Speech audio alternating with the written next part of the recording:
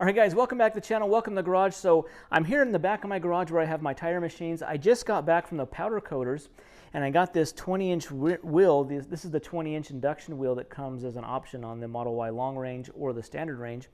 So my Model Y long range is a 2022, and we opted for the 20-inch wheels, which is the $2,000 option, but they look awesome. These are awesome wheels. In a previous video a few weeks ago, I encouraged everyone to go out and get a spare wheel and tire so that you can have a backup in case something happens. You get tire damage, you crack a rim, you know, something happens like that, you have a spare wheel and tire available to just throw on your car and you're ready to go. It's not going to disable you. Well, I'm taking my own advice. This is the rim. I bought this rim on eBay, and it was a little banged up, a little damaged, had curb rash. There was no cracks or dents in it. It was perfectly straight. It just needed like a cosmetic refinish. And close to my house, about 5 minutes away, is a guy that does a great job powder coating.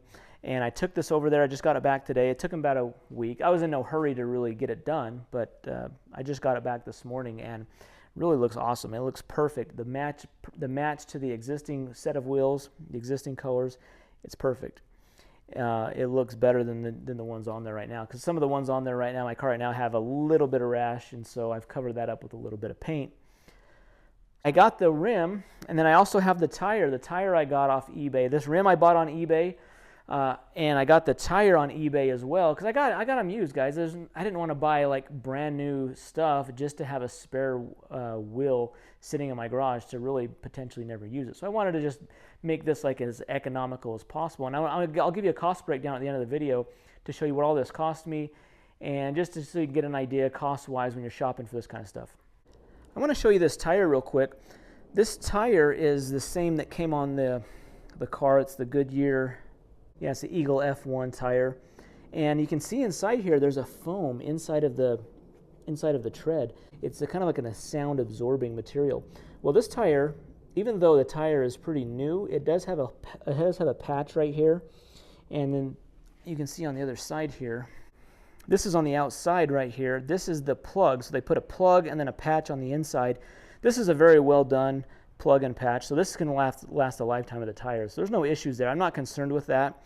It was done. It's within the range that you can plug. Really, you can plug nail holes, screw holes that are within this middle patch. If you start getting nails or screws on the inside, like this inside tread area here, this is where a tire store is not going to plug that, and it's kind of damages the tire to where it's really no longer useful. So the tire is in good shape. It's got 8/30 seconds of tread left on it. So that's like, I think new, it's 9/30 seconds of tread. So this has almost 90% tread left. See the DOT code? These 4 digits next to the DOT code indicate the week and the year that it was made. So it was made in the 15th week of year 2023. So this was made like in April, May of 2023. So the tire is still really new. Got a lot of tread left. This is a perfect candidate to have just a nice spare tire available if I ever need to use it.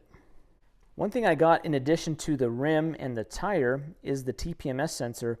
Now this is I think 2021 and newer Teslas use the Bluetooth versions of this. So they kind of have this purplish blue colored sensor in them. I found this on eBay. I think I paid around $30 for this. I thought that's a pretty good deal from what I saw. It is used, but it will fit right into the rim here. And then when I put this up to the car, if I need to, I can just hit the TPMS reset and it'll sense this. So I won't have any TPMS lights on. So I needed that. Got the tire, got the rim. So I want to use my tire machine. I want to get this put on, and I want to go through that process. Now I have a tire machine and a balancer in my garage. This was something I bought a few months ago, so I'm always excited to be able to use this. And if you don't, obviously, most people don't have this, but you can take your wheel and tire down to your local tire store, and they'll do this for you for 20 bucks, I would bet. 20, 30 bucks at the most. That would be a little high, but I'm just going to show you what I do to get this mounted up here. All right, I'm getting my wheel here positioned. Now what I want to do is I need to put my TPMS sensor in. TPMS sensor hole is right here, so I'm just going to take off my dust cap. Screw this little sleeve here. You can see the sleeve screws off. And there's like a rubber grommet O-ring right there that pinches against the hole, and that's going to create a seal. So we just put this, I'll get that tightened down, and I'll be able to start mounting the tire. All right, I got this tightened down. Issues a little socket, I think it was 7/16 socket that got that tightened down. I'm going to remove the valve core in the stem, so that way this can inflate, so that way we can get more air in there when we're going to seat the bead. All right, now I'm going to clamp the rim down. This has these rim protectors. They're like these plastic clamps that helps protect the rim. The rim is nice and secured onto the table. That way we'll be able to spin it and spin the tire on.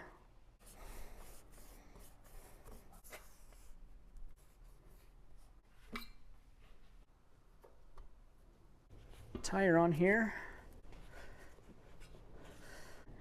There.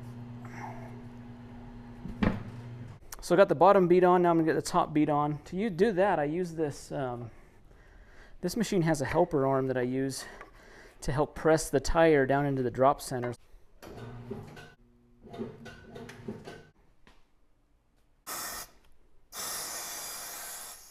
The tire's now mounted on here. I just have to inflate it up to seat the bead, and then we can throw it on the balancer.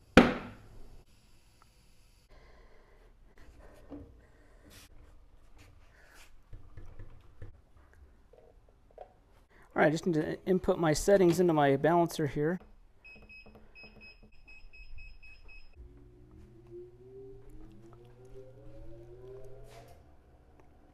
All right, so it needs half an ounce. I'm doing this setting here where it's we're doing in the middle and on the edge. So we need 1/2 inch in the middle, and then 3/4 of an ounce on the outside of the rim. So we can use these stick-on weights. Balanced up really good.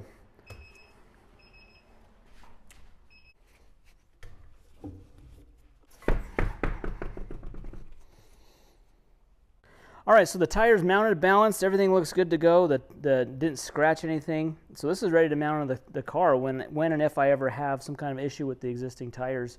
I can just throw this on there.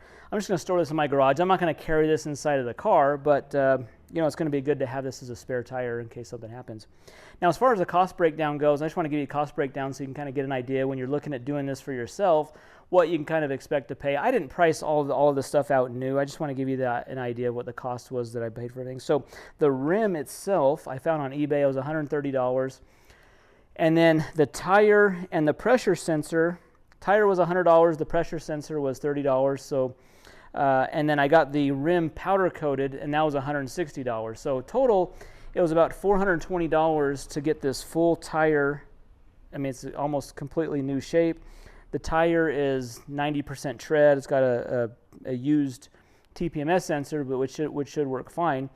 So overall, I'm into it $420. Yeah, I could probably been, you know, a lot less. I could have been less, $160 less had I not gotten it powder coated. But I wanted to have this rim available, this wheel available to use, and not just like a temporary spare, but if like I crack a rim or bend a rim and one of the existing rims are damaged, I can throw this on there and use it long term, and it's going to look good and it's going to match the other wheels. So maybe I'll give you some idea. I got all this stuff on eBay, guys. The wheel, the tire, the TPMS sensor.